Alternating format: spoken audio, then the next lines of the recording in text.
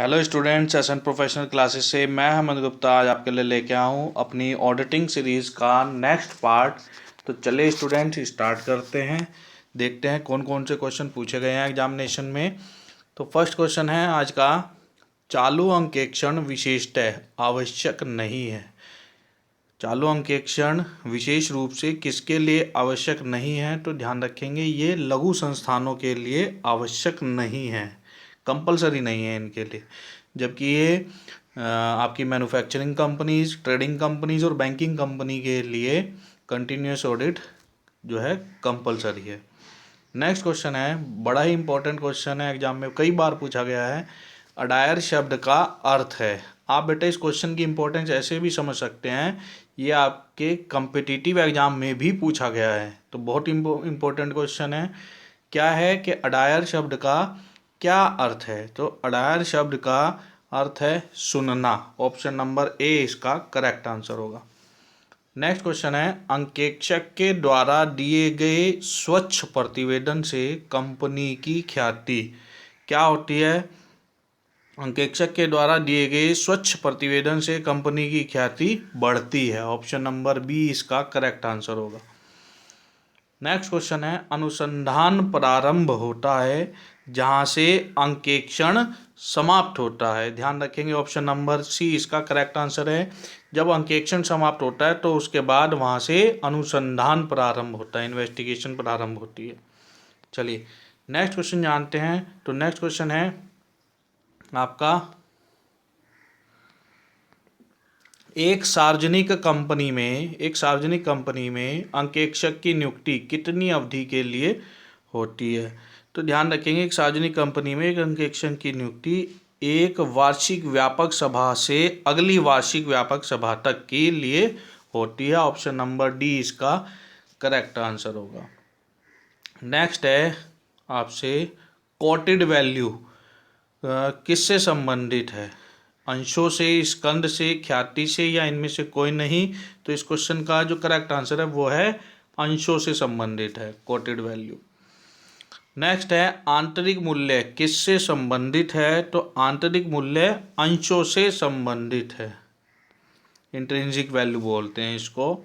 ये किससे संबंधित है? ये शेयर से संबंधित है। नेक्स्ट क्वेश्चन है, चार्टर्ड अकाउंटेंट एक्ट पास हुआ था। चार्टर्ड अकाउंटेंट एक्ट कब पास हुआ था? तो ये 1949 में हुआ था। और बेटा चार्टर्ड, एक क्वेश्चन ऐसे भी पूछा जाता है कि चार्टर्ड अकाउंटेंट जो है इंस्टीट्यूट ऑफ चार्टर्ड अकाउंटेंट ये कहाँ पर स्थापित है? तो ये ध्यान रखेंगे ये दिल्ली में स्थापित है। इसका मुख्यालय कहाँ पर है? ये नई दिल्ली में है, तो ध्यान रखेंगे। नेक्स्ट क्वेश्चन है, कंपनी अंकेक्षक के कर्तव्य का वर्णन है।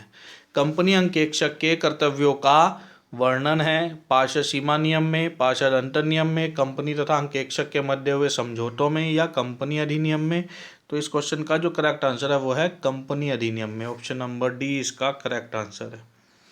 नेक्स्ट क्वेश्चन है, लापरवाही के लिए अंकेक्षक का दायित्व होता है। लापरवाही के लिए अंकेक्षक का दायित्व दीवानी दायित्व होता है, सिविल लायबिलिटी होती है। नेक्स्ट क्वेश्चन है आपका, अनुसंधान कराया जाता है, इन्वेस्टिगेशन इज गेट डन किस पर्पज से? सामान्य उद्देश्य के लिए या विशिष्ट उद्देश्य के लिए, या ए और बी दोनों, या इनमें से कोई नहीं? तो ध्यान रखेंगे अनुसंधान विशिष्ट उद्देश्यों के लिए कराया जाता है। ऑप्शन नंबर बी इसका करेक्ट आंसर होगा। नेक्स्ट क्वेश्चन है, डायरेक्ट क्वेश्चन है, आपसे परिभाषा दी गई है और इसके ऑथर का नाम पूछा गया है। क्या के अंकेक्षण से आशय किसी व्यापार की लेखा पुस्तकों की एक बुद्धिमत्तापूर्ण और आलोचनात्मक जांच से है जो कि उन प्रपत्रों एवं प्रमाणकों से की जाती है जिनके आधार पर उन्हें लिखा गया है। यह जांच यह जानने के लिए की जाती है कि एक निश्चित अवधि के लिए बनाया हुआ लाभ हानि खाता व चिट्ठा सही लाभ या हानि तथा सही आर्थिक स्थिति को प्रदर्शित करते हैं या नहीं। यह परिभाषा किसके द्वारा दी गई है? यह परिभाषा जे.आर. बॉटली बॉय के द्वारा दी गई है। ऑप्शन नंबर बी इसका करेक्ट आंसर है। नेक्स्ट क्वेश्चन है, अंकेक्षण किसके रूप में? एक कला के रूप में, एक विज्ञान के रूप में, ए और बी दोनों, या इनमें से कोई नहीं? तो ध्यान रखेंगे बेटा अंकेक्षण कला और विज्ञान दोनों के रूप में। ऑप्शन नंबर सी इसका करेक्ट आंसर होगा। चलिए नेक्स्ट क्वेश्चन जानते हैं। नेक्स्ट क्वेश्चन है, निम्नलिखित में से अंकेक्षक का कौन सा कार्य है? हमारे को बताना है ऑडिट का, दिए गए कार्यों में ऑडिट का कौन सा कार्य है, ऑडिटर का कौन सा कार्य है? लेखों की गणितीय जांच करना, अशुद्धियों का पता लगाना तथा रोकना, छल कपट का पता लगाना तथा रोकना, या उपरोक्त सभी। तो इस क्वेश्चन का जो करेक्ट आंसर होगा वो होगा उपरोक्त सभी। नेक्स्ट क्वेश्चन है, लेखाकर्म प्रारंभ होता है जहां पर ऑप्शन दिए गए हैं, पुस्तपालन समाप्त होता है, अंकेक्षण समाप्त होता है, अनुसंधान समाप्त होता है, या इनमें से कोई नहीं।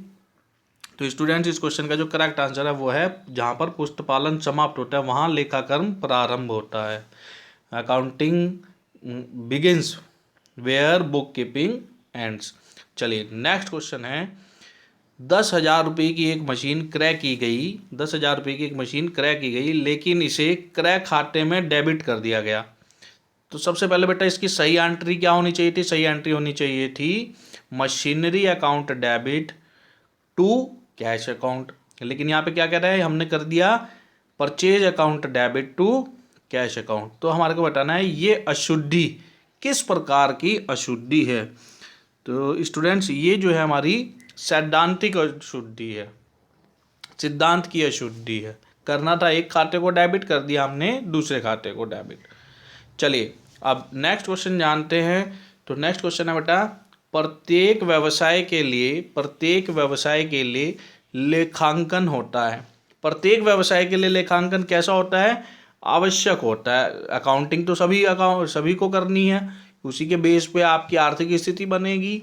रेशो एनालिसिस होगा, सभी प्रकार के एनालिसिस कब होंगे? जब आपने अकाउंटिंग एंट्रीज पार की गई होंगी। तो सभी व्यवसाय के लिए लेखांकन क्या है? ये आवश्यक है, क्योंकि बिना लेखांकन के आगे कोई भी काम नहीं हो सकता।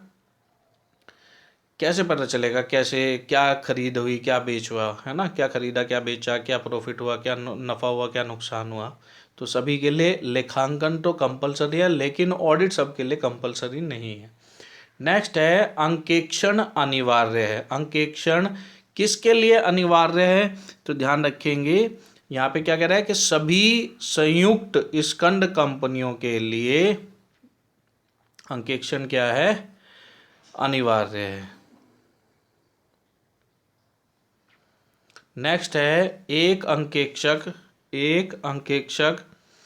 होता है। एक ऑडिटर क्या होता है? रखवाली करने वाले कुत्ते की तरह होता है, शिकारी कुत्ते की तरह होता है, उपरोक्त ए और बी दोनों, या इनमें से कोई नहीं। तो ध्यान रखेंगे एक अंकेक्षक रखवाली करने वाले कुत्ते की तरह होता है। नेक्स्ट है, सामान्यतः एक छोटे व्यापारिक संस्थान के लिए अंकेक्षण अनिवार्य नहीं है, क्योंकि ऑप्शन दिए गए हैं, यह वैधानिक रूप में अनिवार्य नहीं है, इस पर मालिक का पूर्ण नियंत्रण होता है, इसका क्षेत्र सीमित होता है, या इनमें से कोई नहीं। क्वेश्चन दोबारा रिपीट कर रहे हैं, सामान्यतः एक छोटे व्यापारिक संस्थान के लिए अंकेक्षण अनिवार्य नहीं है। छोटे व्यापारिक संस्थान के लिए ऑडिट आवश्यक नहीं है, क्योंकि सामान्य तौर पर इस पर मालिक का पूर्ण नियंत्रण होता है। ये जो है यहाँ पे पक्षपात पूर्ण रिपोर्ट आ सकती है, इसलिए जो छोटे व्यापारिक संस्थान हैं उनके लिए ऑडिट आवश्यक नहीं है। नेक्स्ट है, लेखांकन की दोहरा लेखा प्रणाली किसने प्रतिपादित किया था? लेखांकन की दोहरा लेखा प्रणाली को किसने प्रतिपादित किया था? तो ये ल्यूकस पैसियोली ने किया था। डायरेक्ट क्वेश्चन है, इंपॉर्टेंट क्वेश्चन है, अच्छे से तैयार कर लेंगे। चलिए अब नेक्स्ट क्वेश्चन जानते हैं। तो नेक्स्ट क्वेश्चन है, एक कंपनी में अंकेक्षक के रूप में कौन नियुक्त हो सकता है? एक कंपनी में ऑडिटर के तौर पे कौन नियुक्त हो सकता है? ऑप्शन दिए गए, वाणिज्य स्नातक, विधि स्नातक, MBA स्टूडेंट्स, या इनमें से कोई नहीं। तो स्टूडेंट्स ऑडिटर के रूप में नियुक्त होने के लिए आपको CA क्वालिफाइड होना जरूरी है। तो इस उद्देश्य से इस क्वेश्चन का जो करेक्ट आंसर होगा इनमें से कोई नहीं होगा। छल कपट को रोकना अंकेक्षण का उद्देश्य है। छल कपट को रोकना अंकेक्षण का किस प्रकार का उद्देश्य मुख्य है, सहायक है, सामाजिक है या इनमें से कोई नहीं। तो ध्यान रखेंगे छल कपट को रोकना अंकेक्षण का सहायक उद्देश्य, ऑप्शन नंबर बी इसका करेक्ट आंसर होगा। चलिए स्टूडेंट्स नेक्स्ट क्वेश्चन जानते हैं। नेक्स्ट क्वेश्चन है हमारा, एक निजी कंपनी का अंकेक्षण है। एक निजी कंपनी का अंकेक्षण कैसा है, ऐच्छिक, संपूर्ण, अनिवार्य या इनमें से कोई नहीं। तो ध्यान रखेंगे एक निजी कंपनी का अंकेक्षण अनिवार्य है, प्राइवेट कंपनी का ऑडिट कंपलसरी है। नेक्स्ट है, अंकेक्षण कार्यपत्र संपत्ति होता है। ऑडिट वर्किंग पेपर जो है किसकी प्रॉपर्टी होते हैं, व्यापार के स्वामी की, प्रबंधकों की, संचालकों की या अंकेक्षक की। तो ध्यान रखेंगे अंकेक्षण कार्यपत्र ऑडिट वर्किंग पेपर जो है वो ऑडिटर्स की प्रॉपर्टी होते हैं, ऑप्शन नंबर डी इसका करेक्ट आंसर होगा। चलिए ये थे स्टूडेंट्स आज के हमारे महत्वपूर्ण क्वेश्चन। वीडियो कैसा लगा कमेंट बॉक्स में कमेंट करके जरूर बताएं, और यदि आपने इससे प्रीवियस वीडियो नहीं देखे तो उनको भी जरूर देख लें, और साथ ही साथ इस वीडियो को अपने अन्य मित्रों के साथ जरूर शेयर करें ताकि वो भी इसका बेनिफिट ले सके। मिलते हैं अपने नेक्स्ट लेक्चर में, तब तक के लिए bye bye students and best of luck for your examinations.